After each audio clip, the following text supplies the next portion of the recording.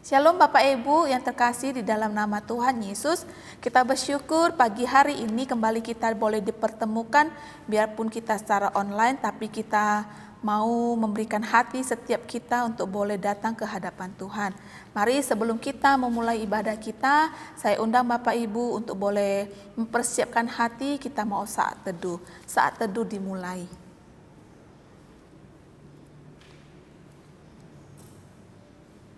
Amin. Ibadah kita hari ini dimulai dalam nama Allah Bapa, Allah Anak, dan Allah Roh Kudus. Amin. Hatiku siap ya Allah, aku mau menyanyi, aku mau bermazmur, bangunlah hai jiwaku.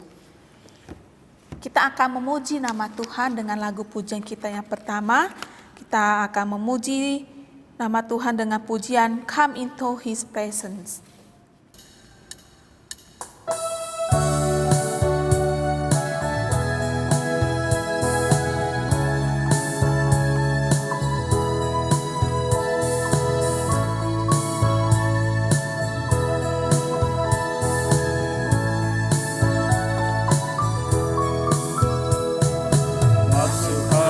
Dengan hati bersyukur memuji Dia,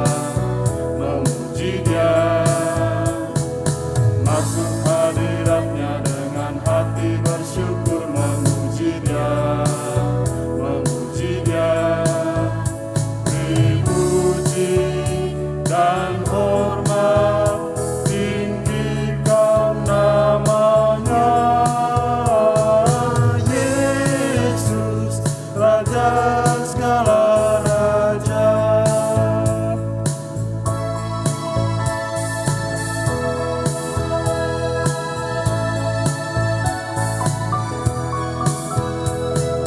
masuk hadiratnya dengan hati bersyukur memuji Dia, masuk hadiratnya dengan hati bersyukur memuji Dia.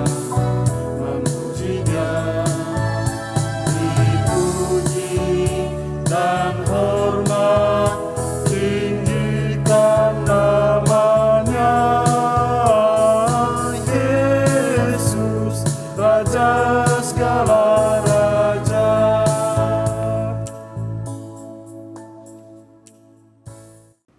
Baik Bapak Ibu, kita akan bernyanyi lagi, kita akan memuji nama Tuhan dengan lagu pujian yang kedua, Semesta Bernyanyi.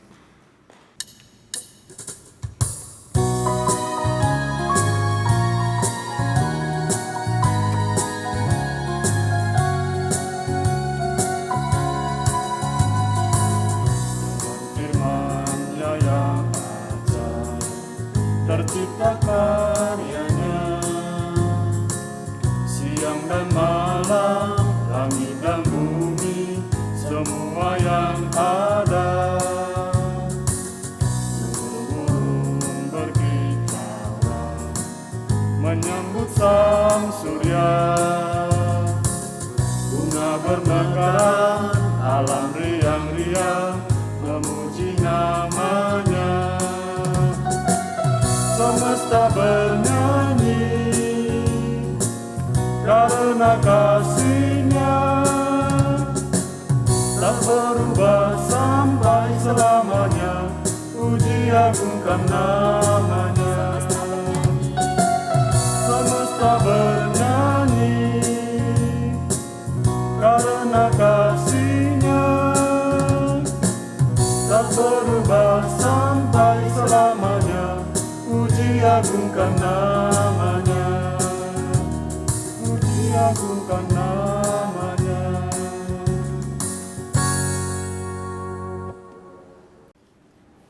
Bapak Ibu, kita akan masuk di dalam doa kita. Mari kita berdoa, kita mempersiapkan hati kita. Bapa di surga, kami bersyukur berterima kasih kepadamu Tuhan.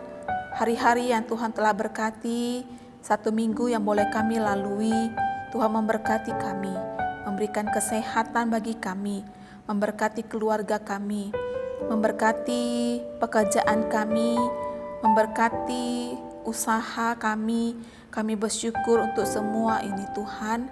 Kami tahu semua yang boleh kami terima hingga hari ini adalah karena kasih dan anugerah daripada Tuhan kepada setiap kami. Tuhan Yesus, tolong setiap kami Tuhan, biarlah iman kami, hati percaya kami boleh tetap tertuju kepada Tuhan. Biarpun kami ibadah secara online, biarlah kami mempunyai kerinduan untuk boleh datang ke hadapan-Mu Tuhan. Berkati setiap jemaat yang ada di gereja kami ini Tuhan. Biarpun kami tidak bertemu, tetapi kami mau saling mendoakan. Kami mau mendoakan setiap jemaat kami.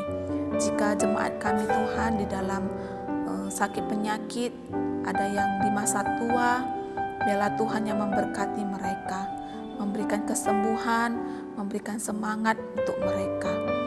Dan kami juga berdoa jika ada yang dalam pergumulan, Tuhan yang memberkati, memberikan jalan keluar bagi mereka. Berkati setiap jemaat kami ya Tuhan, berikan kesehatan kepada mereka. Kami bersyukur, biarpun dalam keadaan pandemi ini, kami boleh merasakan kasih setia Tuhan yang begitu besar bagi setiap kami.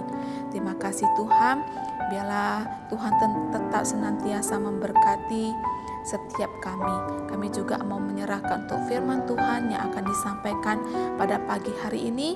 Biarlah Tuhan, firman Tuhan yang akan disampaikan melalui hamba-Mu boleh menjadi kekuatan di dalam kami menjalankan kehidupan kami.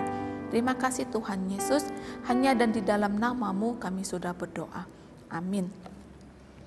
Kita akan masuk dalam pujian kita. Sebelum kita masuk dalam pengakuan dosa, kita angkat pujian kita lebih dalam lagi.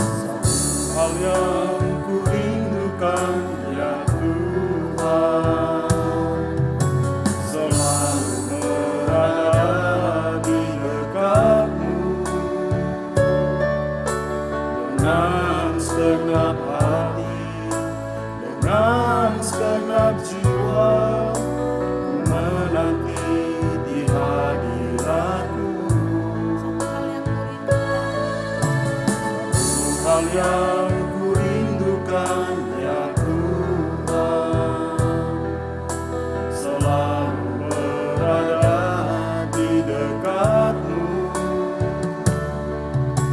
dengan segenap hati, dengan segenap jiwa, ku menanti di hadirat-Mu. Lebih dalam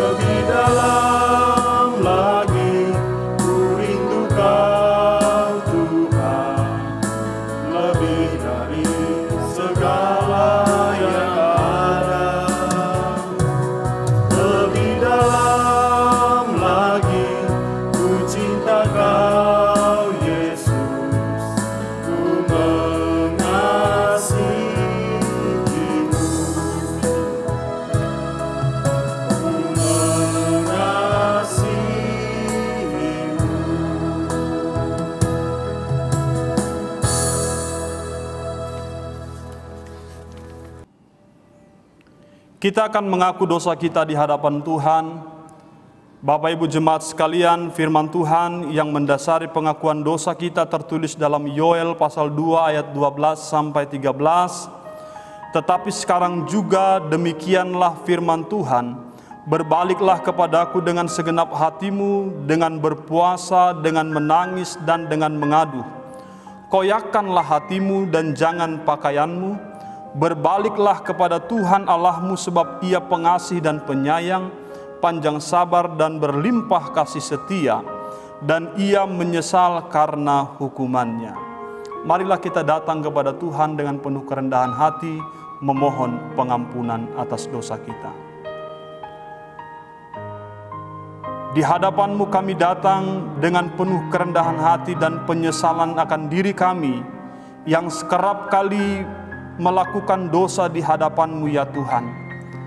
Dalam kehidupan kami kerap kali mengingkari firman Tuhan. Kami seringkali membelakangi Tuhan dalam sikap dan perilaku kami.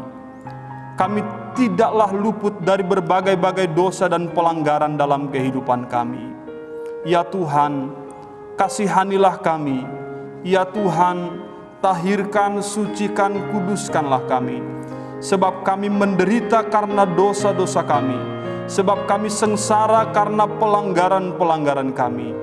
Kami mohon kepadamu ya Tuhan, ampunilah kami atas setiap kehidupan kami yang tidak berkenan, atas hidup kami yang penuh pelanggaran dan dosa-dosa di hadapan-Mu. Terima kasih ya Tuhan, sembuhkan, pulihkanlah kami akibat dosa-dosa pelanggaran kami. Terpujilah Engkau atas pengampunan dosa yang Tuhan anugerahkan bagi kami. Di dalam nama Yesus kami berdoa. Amin. Berita anugerah bagi kita dalam 2 Korintus 5 ayat 17 berkata, jadi siapa yang ada di dalam Kristus, ia adalah ciptaan baru, yang lama sudah berlalu, sesungguhnya yang baru sudah datang. Amin. Bapak Ibu, kita akan masuk dalam responsoria kita pada pagi hari ini. Seperti biasa kita baca secara responsoria. Aku hendak menyanyikan kasih setia Tuhan selama-lamanya, hendak memperkenalkan kesetiaan-Mu dengan mulutku turun-temurun. Sebab kasih setia-Mu dibangun untuk selama-lamanya, setiamu tegak seperti langit. Engkau telah berkata, telah kuikat perjanjian dengan orang pilihanku, aku telah bersumpah kepada Daud hambaku. Untuk selama-lamanya aku hendak menegakkan anak cucumu dan membangun tahtamu turun-temurun. Sebab itu langit bersyukur karena keajaiban-keajaiban-Mu ya Tuhan, bahkan karena kesetiaan-Mu di antara jemaah orang-orang kudus. Sebab siapakah di awan-awan yang sejajar dengan Tuhan, yang sama seperti Tuhan di antara penghuni surga. Allah disegani dalam kalangan orang-orang kudus dan sangat ditakuti melebihi semua yang ada di sekelilingnya. Bersama-sama, ya Tuhan Allah semesta alam, siapakah seperti Engkau? Engkau kuat ya Tuhan, dan kesetiaan-Mu ada di sekelilingmu. Amin. Gloria Patri.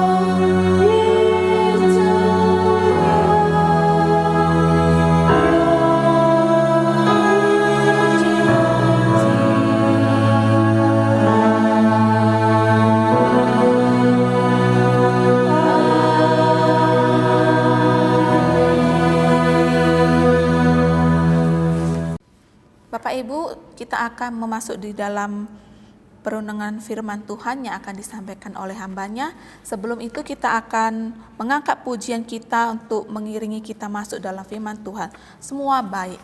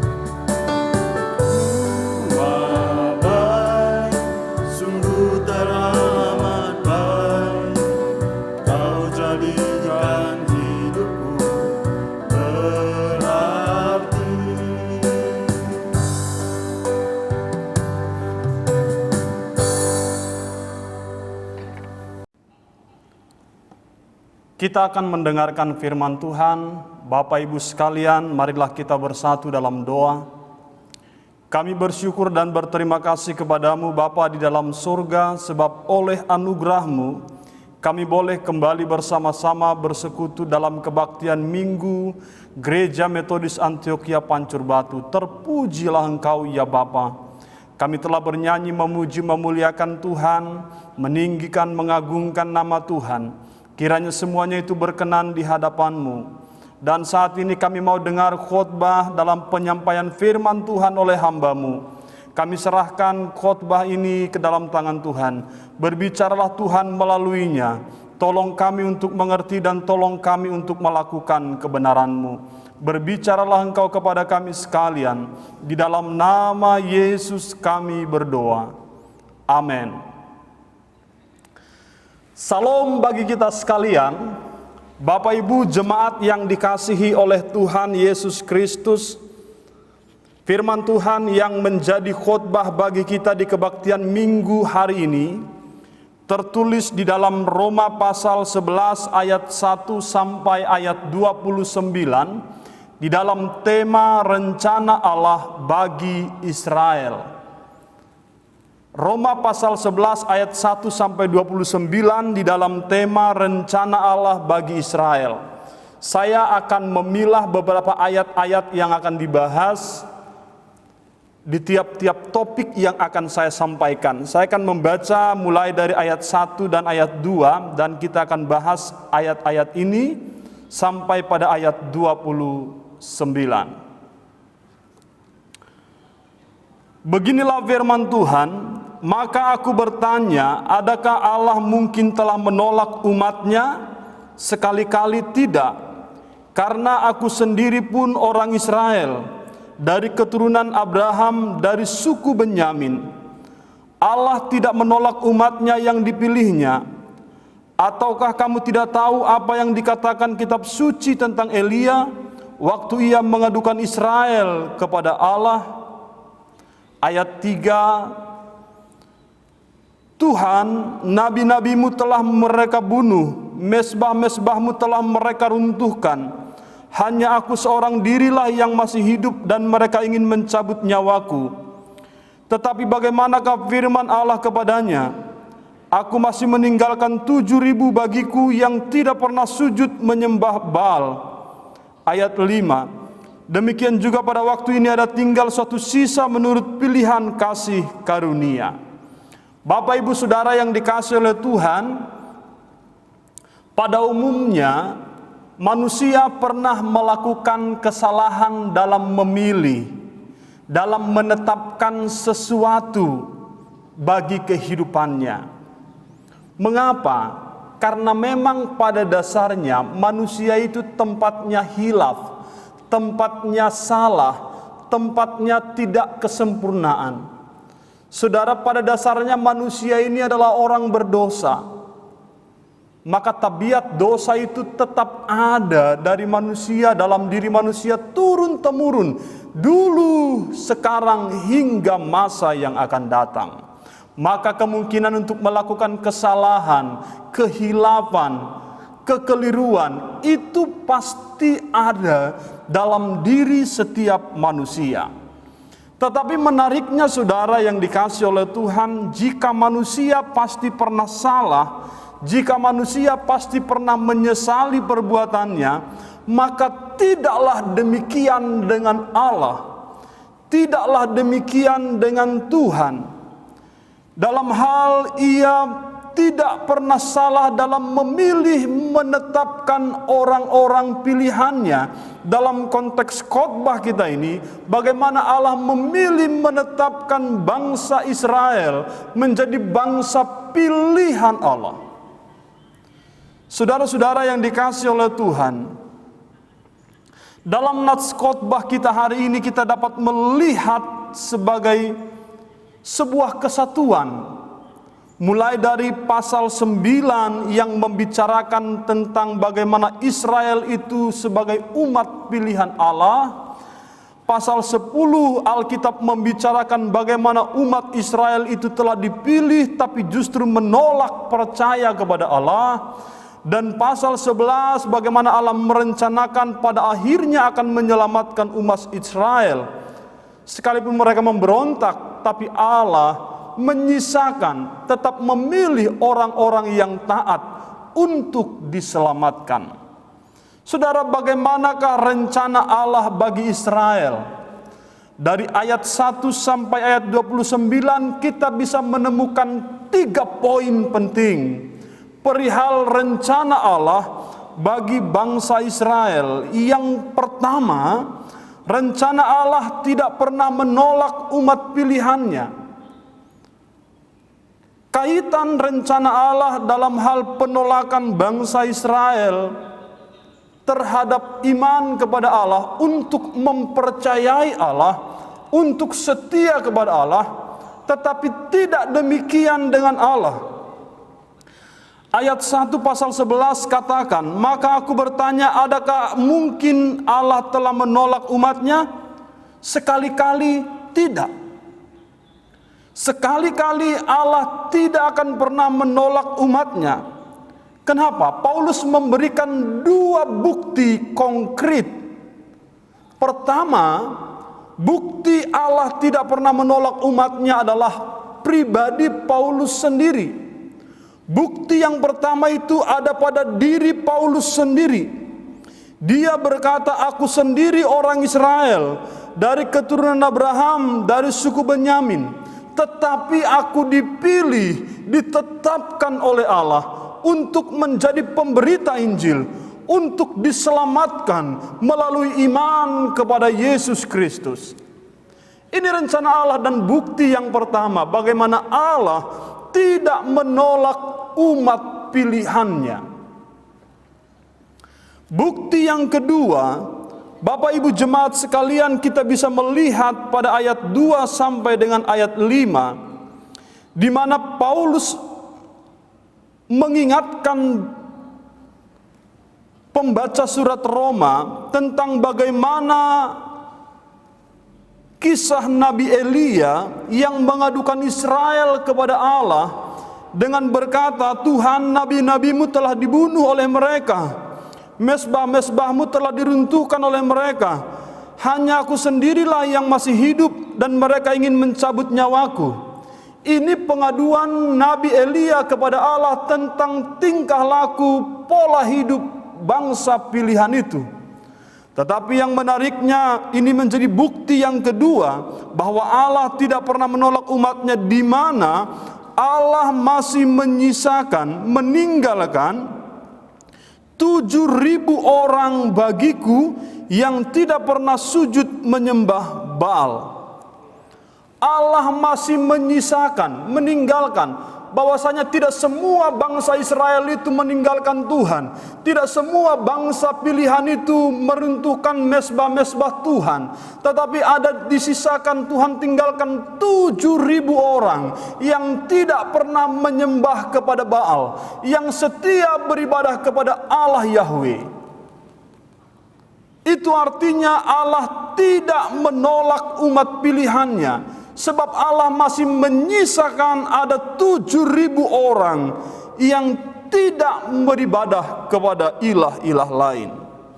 Saudara-saudara yang dikasihi oleh Tuhan Yesus Kristus, Rasul Paulus ingin menyampaikan kepada jemaat Roma bahwa Allah tidak pernah menolak umat yang dipilihnya sejak semula dalam kasih karunia-Nya. Jadi kalau kita bertanya, apakah Tuhan Allah memilih karena bangsa Israel itu baik? Apakah Tuhan Allah menjatuhkan pilihannya kepada bangsa Israel karena mereka setia? Tidak. Pemilihan Allah terhadap bangsa Israel dengan menjadikan mereka umat Allah bukan karena bertolak dari sisi bangsa itu, tetapi bertolak dari Allah yang penuh kasih dan kemurahan. Semuanya Tuhan lakukan berdasarkan kasih karunia-Nya. Maka Allah memilih bangsa Israel itu semata karena anugerah Allah, karena kasih karunia Allah. Saudara-saudara yang dikasihi oleh Tuhan, apa aplikasinya bagi kehidupan kita di zaman sekarang? Saudara, kita harus sadar bahwa saat kita menjadi umat Allah, itu semata-mata hanya karena kasih karunia, bukan karena kekuatan kita. Kita harus sadar bahwa ketika kita dijadikan umat pilihan Allah, menjadi bagian dari bangsa pilihan Allah, ditetapkan Allah menjadi orang yang percaya kepada Kristus, ini semua hanya karena kasih karunia, bukan karena kehebatan kita, bukan karena kebaikan kita, bukan karena kelayakan kita, tapi semata-mata hanya karena kasih karunia Allah.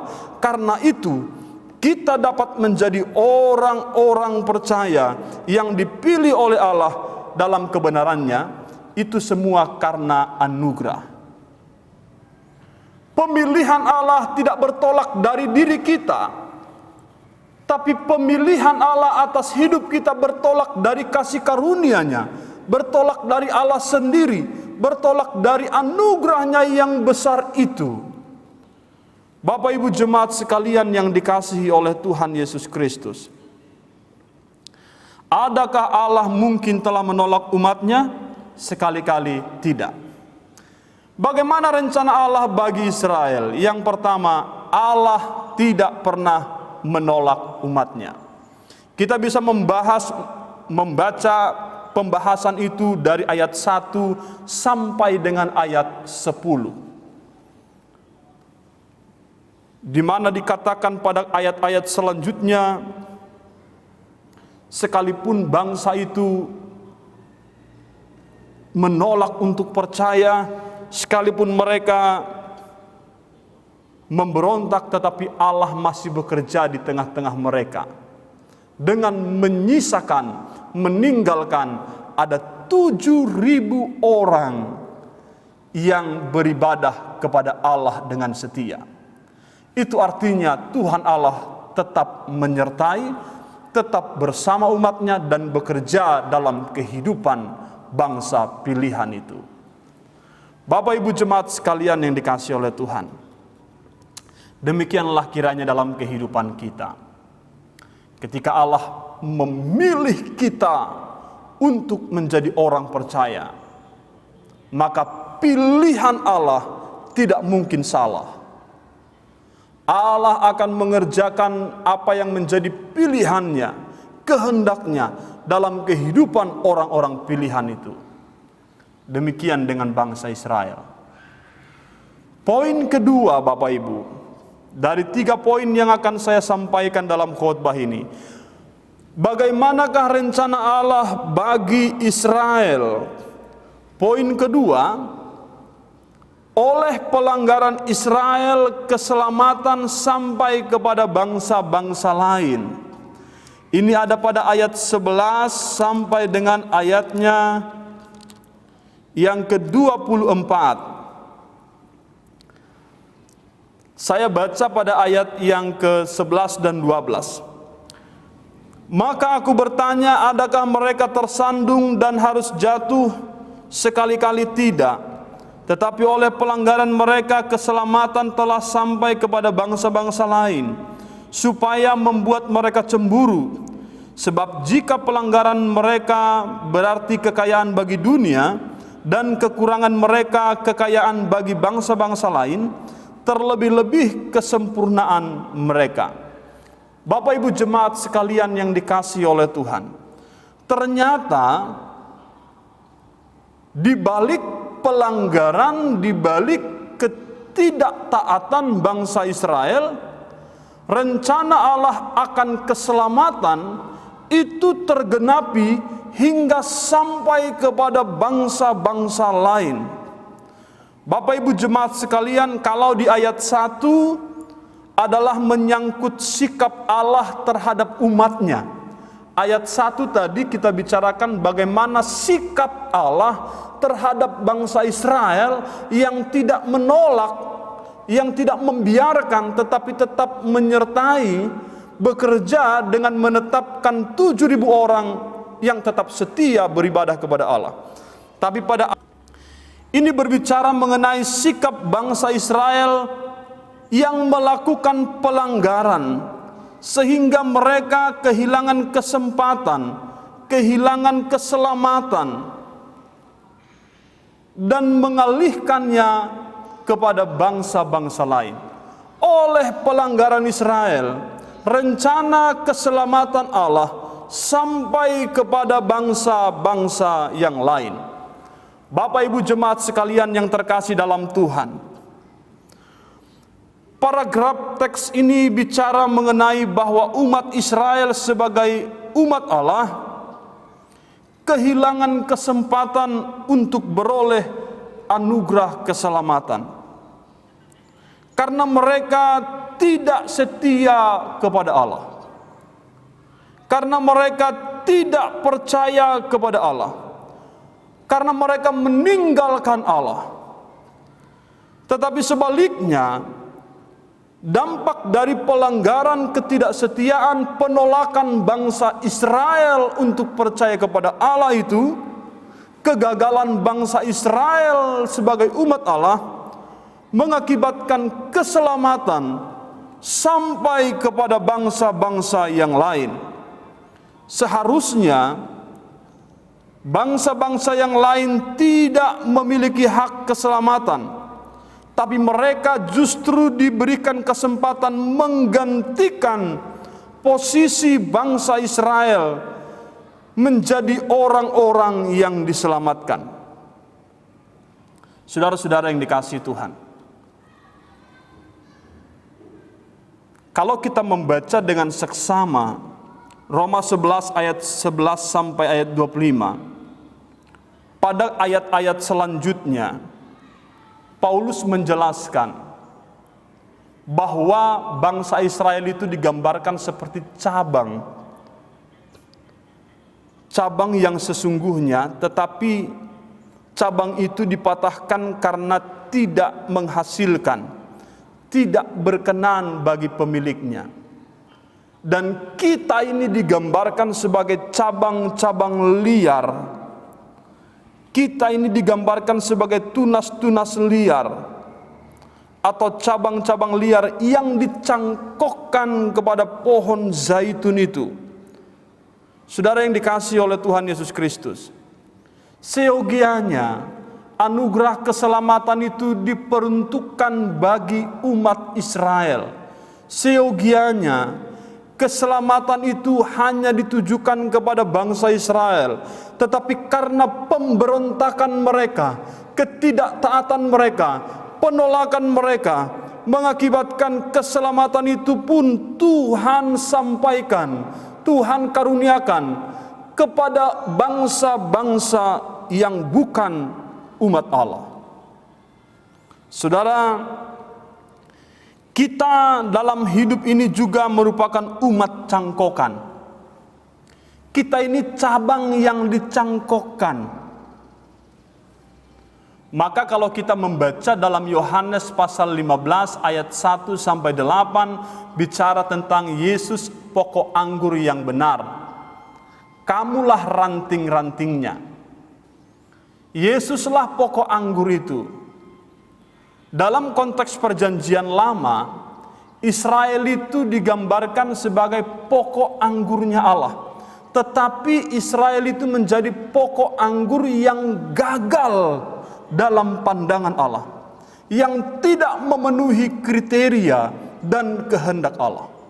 Maka saudara-saudara, Yesus berkata, "Akulah pokok anggur yang benar." Jika ada pokok anggur yang benar, berarti ada pokok anggur yang tidak benar atau yang gagal memenuhi standar ilahi. Maka Yesus menegaskan, "Akulah pokok anggur yang benar, dan kamulah ranting-rantingnya." Kamu itu siapa? Murid-muridnya. Kamu itu siapa? Para pengikutnya. Kamu itu siapa? Merujuk kepada orang-orang yang dipilih Allah untuk diselamatkan karena iman kepada Yesus Kristus. Kitalah umat yang dicangkokkan itu. Kita ini bukan yang asli sebagai penerima anugerah keselamatan, tapi kita dicangkokkan. Dalam konteks Roma pasal 11 ini dicangkokkan pada pohon zaitun yang penuh getah itu. Bapak Ibu jemaat sekalian yang dikasihi oleh Tuhan Yesus Kristus, oleh pelanggaran Israel, keselamatan sampai kepada bangsa-bangsa lain. Jadi Allah merencanakan bangsa Israel sebagai batu loncatan bagi keselamatan hingga sampai kepada bangsa-bangsa lain. Maka dikatakan pada ayat 12, pelanggaran Israel itu merupakan kekayaan bagi dunia. Kekurangan Israel itu kekayaan bagi bangsa-bangsa lain. Apalagi kesempurnaan mereka. Ternyata pelanggaran bangsa Israel itu menjadi kesempatan bagi bangsa lain untuk beroleh anugerah keselamatan. Kekurangan bangsa Israel itu kekayaan bagi bangsa-bangsa lain. Jikalau pelanggaran mereka kekayaan bangsa-bangsa lain, kekurangan mereka itu kekayaan bangsa-bangsa lain. Jikalau kekurangan dan pelanggaran itu menjadi berkat bagi bangsa-bangsa lain, apalagi kalau bangsa Israel itu memiliki kesempurnaan. Jikalau pelanggaran dan kekayaan itu menjadi kesempurnaan, jikalau kekurangan dan pelanggaran itu menjadi berkat bagi orang lain, bangsa lain, apalagi kesempurnaannya akan lebih-lebih lagi menjadi berkat bagi bangsa-bangsa lain. Maka saudara-saudara, tidak serta-merta penolakan kegagalan bangsa Israel itu menjadi kegagalan Allah. Justru penolakan kegagalan pelanggaran Israel menjadi titik balik rencana keselamatan Allah digenapi bagi bangsa-bangsa yang lain. Saudara, pelanggaran, kegagalan, penolakan bangsa Israel untuk percaya kepada Allah bukan bagian dari kesalahan, kekeliruan Allah dalam memilih menetapkan umat itu. Poin yang ketiga, saudara-saudara, poin ketiga ini pembahasannya ada pada ayat 25 sampai dengan ayat 29. Saya akan bacakan ayatnya yang ke-28 dan 29. Mengenai Injil mereka adalah seteru Allah oleh karena kamu, tetapi mengenai pilihan mereka adalah kekasih Allah oleh karena nenek moyang. Sebab Allah tidak menyesali kasih karunia dan panggilannya. Bagaimanakah rencana Allah bagi Israel? Rencana Allah bagi Israel adalah Allah menyelamatkan Israel. Perhatikan saudara-saudara, ya. Kalau kita menyimak pada perikop ayat 25 sampai ayat 36, ada kalimat yang mengatakan, ayat 33, betapa dalamnya kekayaan hikmat pengetahuan Allah. Siapakah yang mengetahui pikiran Tuhan? Siapakah yang pernah menjadi penasihatnya? Siapakah yang memberikan sesuatu kepadanya? Tidak ada yang mengetahui, bisa menjangkau betapa dalam, betapa kayanya hikmat Allah. Tidak ada yang bisa menyamai, bahkan mengatasi pikiran-pikiran Tuhan.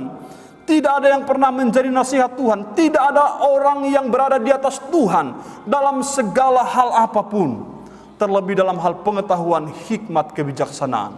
Saudara-saudara, secara logikanya bangsa Israel ini adalah bangsa yang gagal dan harus dibinasakan. Tetapi hikmat Allah berkata, tidaklah demikian. Kenapa? Ayat 28 katakan, karena mengenai Injil mereka adalah seteru Allah. Kenapa mereka seteru Allah? Karena mereka menolak untuk percaya. Mengenai Injil mereka adalah seteru Allah. Karena apa? Karena kamu. Kenapa karena kamu? Ketika mereka menjadi seteru Allah karena melalui Injil, mengenai Injil mereka seteru Allah supaya keselamatan itu sampai kepada bangsa-bangsa lain. Ketika bangsa Israel menjadi seteru mengenai Injil, mereka seteru Allah supaya keselamatan itu sampai kepada kita yang bukan menjadi bagian dari bangsa Israel secara lahiriah.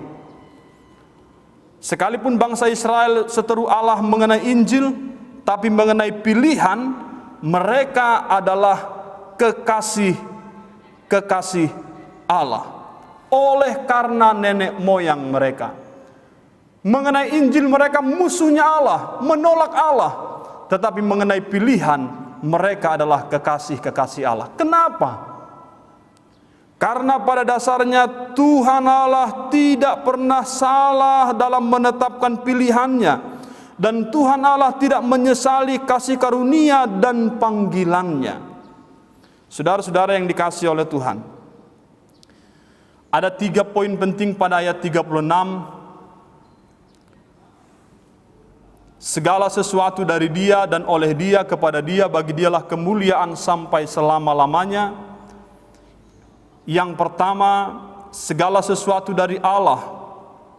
Sumber pilihan atas bangsa Israel itu adalah Allah. Yang kedua, segala sesuatu adalah oleh Allah. Bagaimana pemilihan Allah bukan hanya bersumber dari Allah, tapi pemilihan Allah itu bicara tentang pemeliharaan Allah terhadap bangsa Israel. Yang ketiga, saudara-saudara, pemilihan Allah itu berasal dari Allah. Mereka dipelihara oleh Allah, maka secara otomatis bangsa itu juga akan tetap disertai oleh Allah. Saudara-saudara yang dikasihi oleh Tuhan, tidak ada orang yang mengetahui bagaimana cara Allah akan menyelamatkan bangsa Israel. Tapi firman Tuhan katakan, mengenai Injil mereka seteru Allah, tetapi mengenai pilihan mereka itu kekasih Allah. Saudara-saudara, Allah tidak akan membiarkan umat pilihannya ada dalam kebinasaan. Dari sekian banyak bangsa Israel yang memberontak, yang menolak untuk percaya kepada Allah, tetapi Allah masih bekerja dengan menyisakan ada 7.000 orang yang tidak beribadah kepada dewa-dewa, kepada Baal kala itu. Demikian juga hingga sekarang. Tuhan tetap mengerjakan keselamatan bagi bangsa Israel dengan menetapkan orang-orang, dengan memilih orang-orang yang akan beribadah tetap setia kepada Allah. Saudara-saudara, demikian dalam kehidupan kita.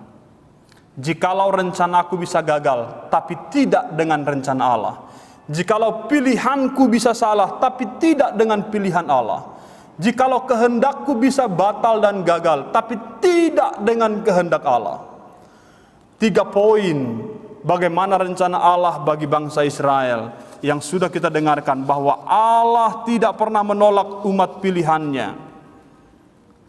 Dengan 2 bukti yang Paulus sodorkan, yaitu bukti pertama dirinya sendiri, bukti kedua ada 7.000 orang yang Tuhan tinggalkan, sisakan untuk tetap setia beribadah kepada Allah, tidak beribadah kepada dewa-dewa Baal.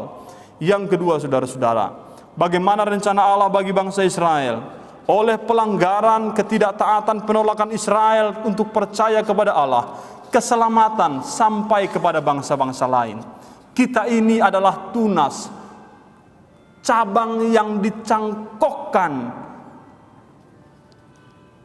untuk beroleh keselamatan. Maka tidak ada dasar kita untuk menyombongkan diri, tidak ada dasar kita untuk membanggakan diri. Dan yang terakhir, Allah punya cara untuk menyelamatkan bangsa Israel. Kiranya Tuhan menolong kita. Amin. Mari kita berdoa. Bapa Surgawi, terima kasih buat firman Tuhan. Bagaimana Tuhan bekerja dalam kehidupan bangsa Israel. Tuhan memilih menetapkan mereka. Tuhan mengerjakan keselamatan itu dengan cara Tuhan. Kami tidak bisa menjangkau maksud rencanamu, tidak bisa menjangkau hikmat pengetahuan Tuhan. Tapi tolonglah kami supaya sebagai umat pilihan Allah yang dicangkokkan kepada pohon zaitun yang sesungguhnya, dicangkokkan kepada umat pilihan dari bahwa semua adalah kasih karunia. Terima kasih buat firman-Mu ya Tuhan. Di dalam nama Yesus kami berdoa. Amin. Kita akan mengimani setiap iman kita dengan mengucapkan pengakuan iman rasuli. Mari sama-sama kita mengucapkan dengan bahasa Indonesia. Pengakuan iman rasuli. Aku percaya kepada Allah Bapa yang Maha Kuasa, Khalik langit dan bumi, dan kepada Yesus Kristus, anaknya yang tunggal Tuhan kita, yang dikandung daripada Roh Kudus, lahir dari anak darah Maryam, yang menderita sengsara di bawah pemerintahan Pontius Pilatus, disalibkan, mati dan dikuburkan, turun ke dalam kerajaan maut. Pada hari yang ketiga bangkit pula dari antara orang mati, naik ke surga, duduk di sebelah kanan Allah Bapa yang Maha Kuasa.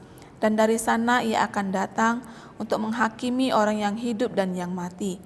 Aku percaya kepada Roh Kudus, gereja yang kudus dan am, persekutuan orang kudus, pengampunan dosa, kebangkitan daging, dan hidup yang kekal.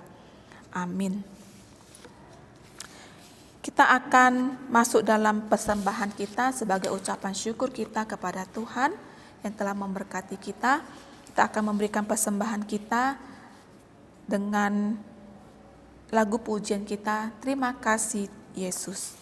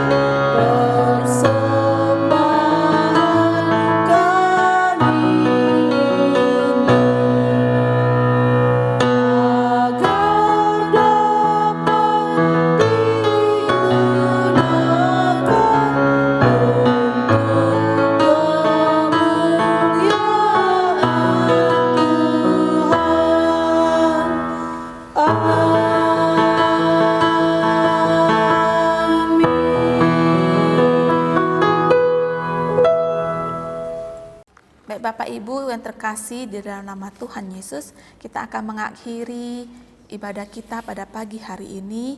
Kita akan mengucapkan doa Bapa kami, dilanjutkan dengan doksologi, dan kita akan menerima berkat dari Tuhan melalui hambanya dan kita akan aminkan. Mari kita doa Bapa kami. Bapa kami yang di surga, dikuduskanlah namamu. Datanglah kerajaan-Mu, jadilah kehendak-Mu di bumi seperti di surga. Berikanlah kami pada hari ini makanan kami yang secukupnya, dan ampunilah kami atas kesalahan kami, seperti kami juga telah mengampuni orang yang bersalah kepada kami. Dan janganlah membawa kami ke dalam pencobaan, tetapi lepaskanlah kami daripada yang jahat. Karena Engkaulah yang punya kuasa dan kerajaan sampai selama-lamanya. Amin.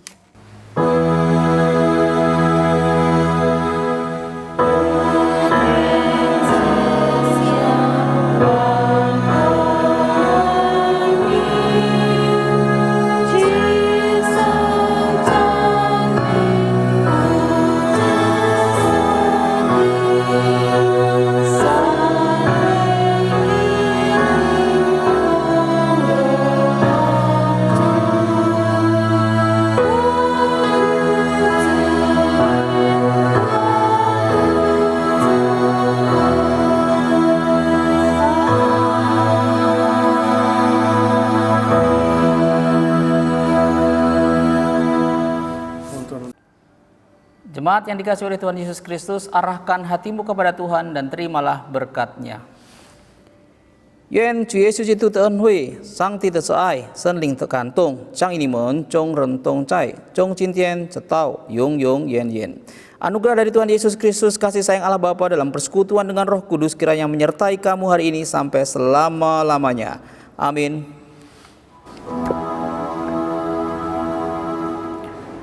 Amin.